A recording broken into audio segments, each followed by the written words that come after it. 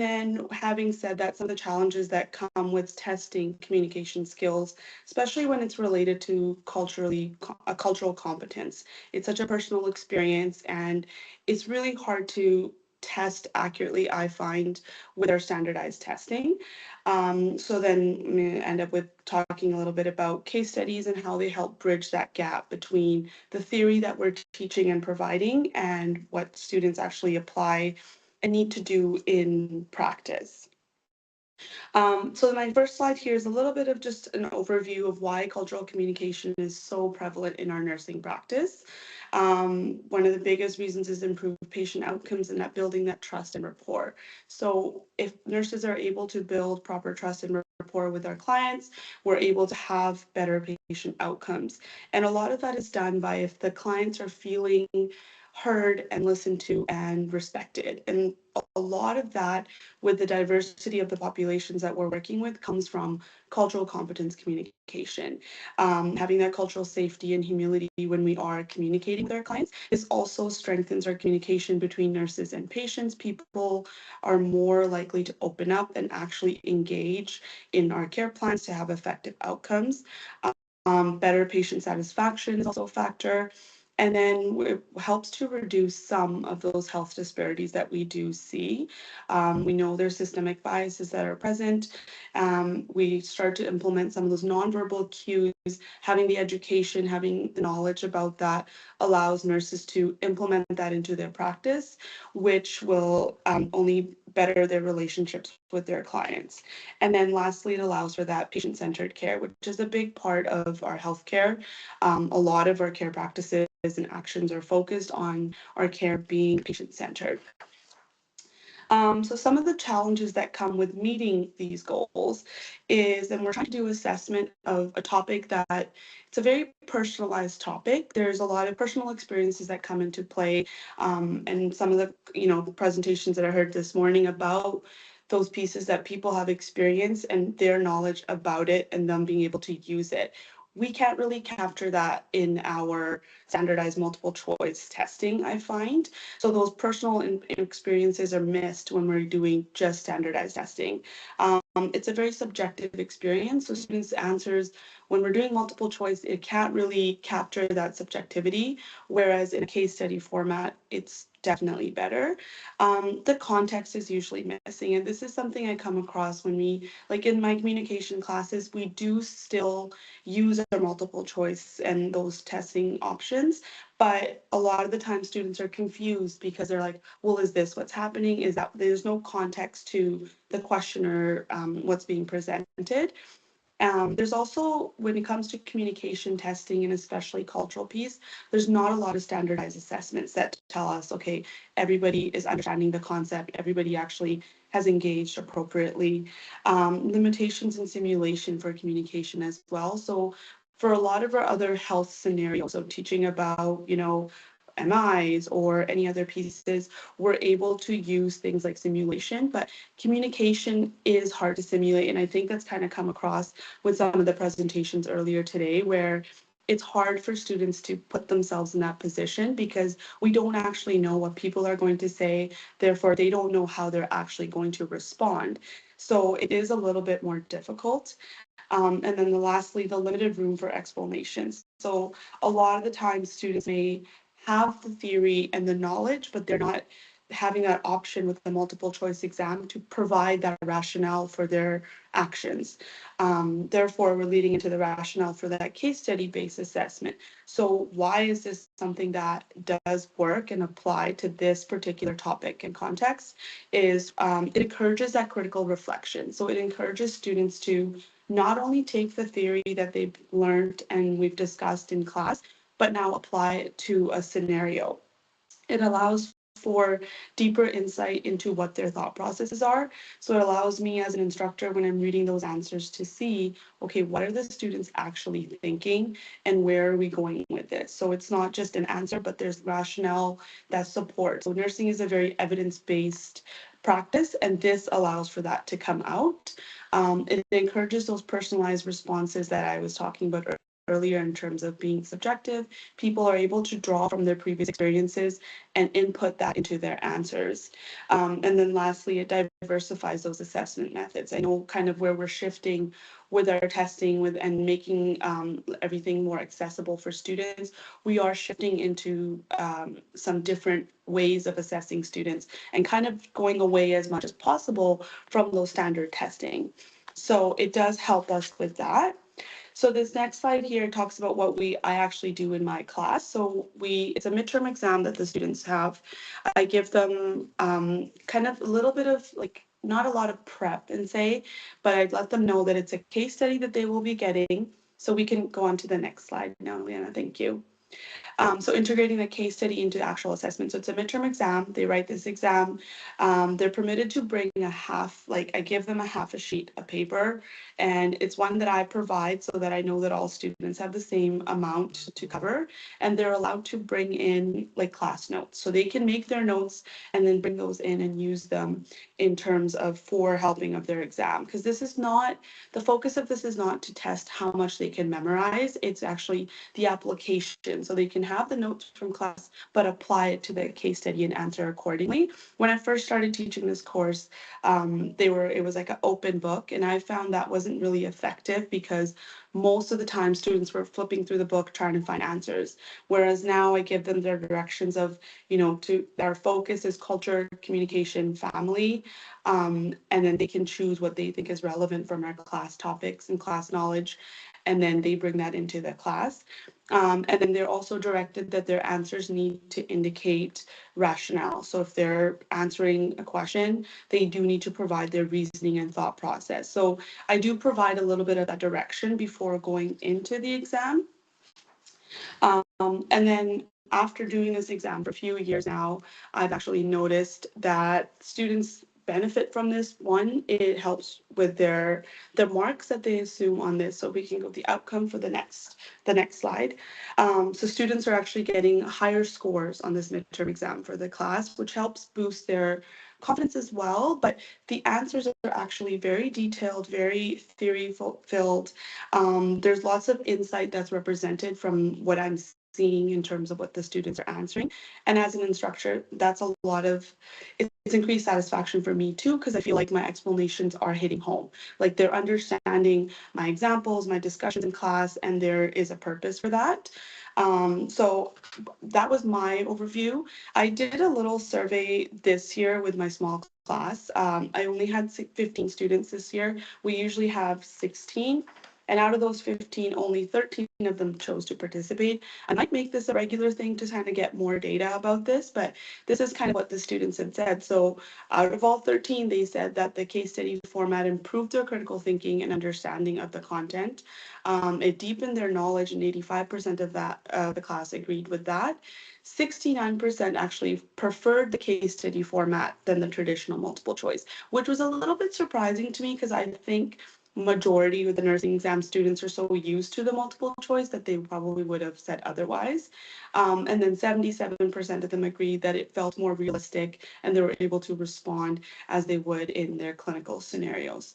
So that was really helpful actually, because I always enjoy it and I like marking this assessment, but it was nice to see that they have a positive outlook as well.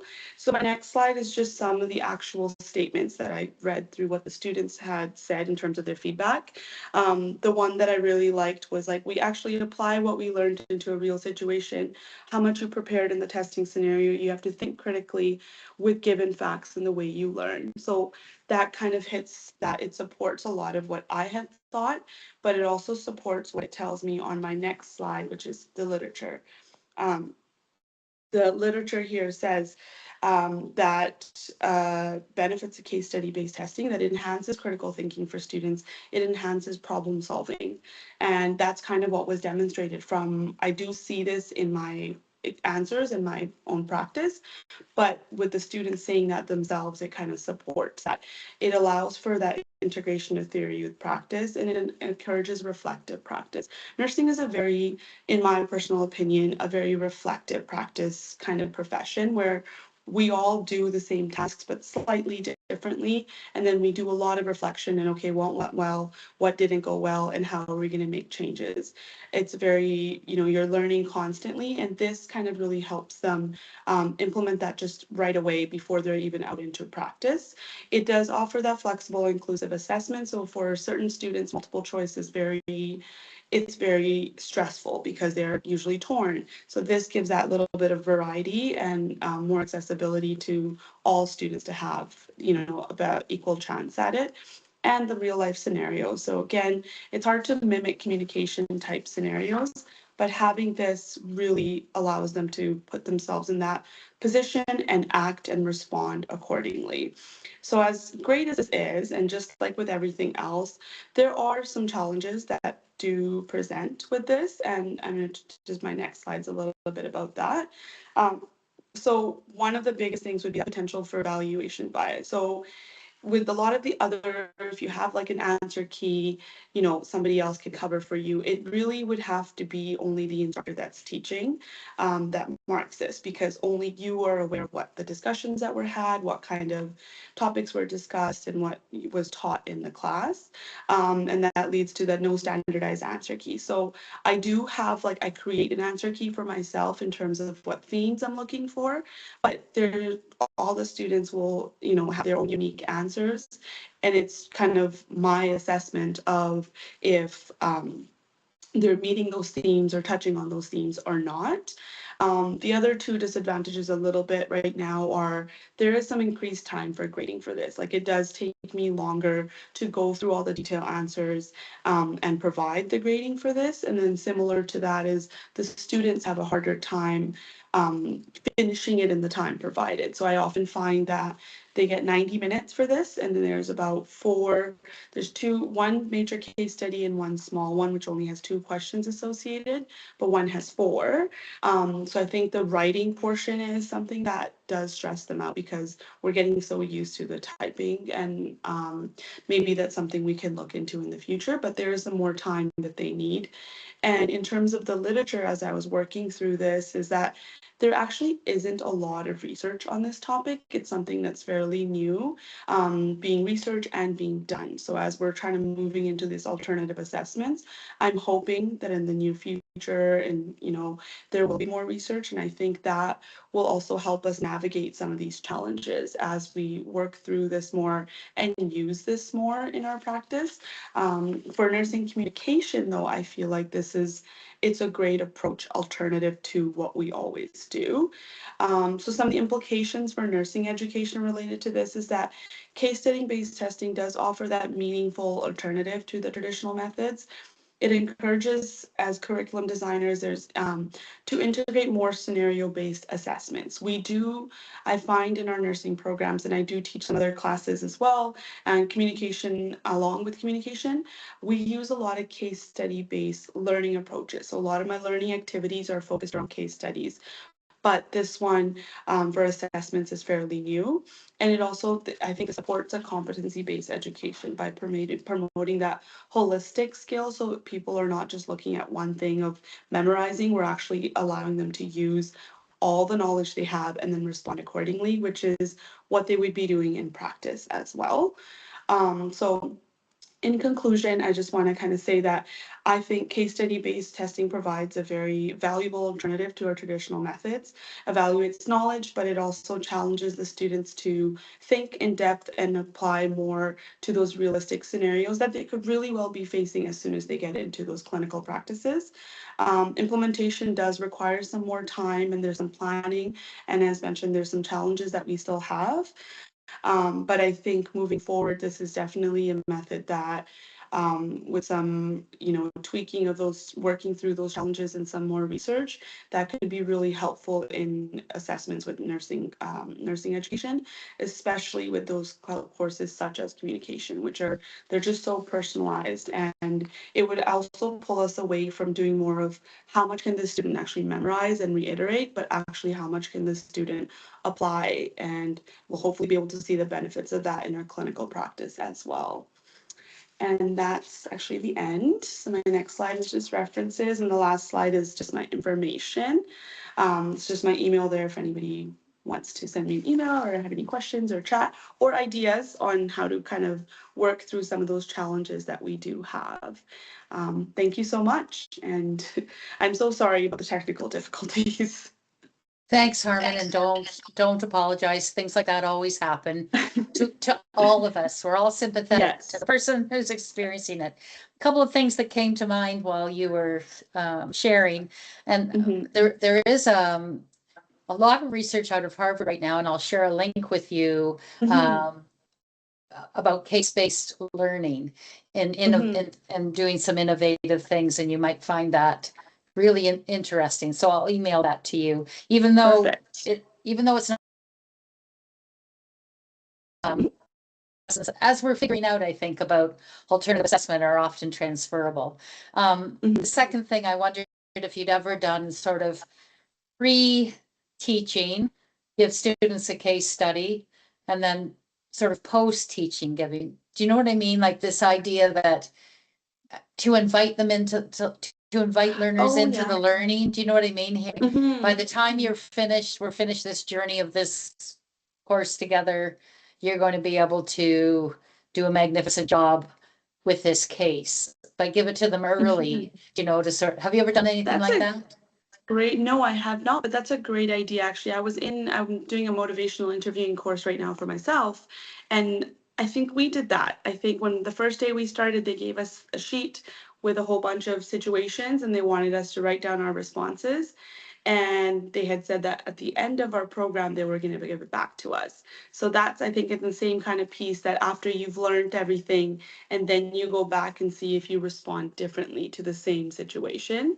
That's a Yeah. great idea. I think I might use that in my communication class, especially in my upper levels, because I find that sometimes they're really kind of like, well, we already learned this, and I already know what I'm doing. But it's usually communications. It's different in how we deal with different environments, right? They go from working more in long-term care to now then acute care, and there is a difference in what we do in our communication and what's expected. So that's a great idea. I think I will definitely use that in my coming classes. That's great. Thank you Yeah, again, and yeah. for Thank being you. for being brave through all of that early business too. Thank you. I'm going Thank to you. turn over the mic to Eliana to close out our day. Thank you again to all of the presenters who brought us so many different perspectives and things to think about and worthwhile resources.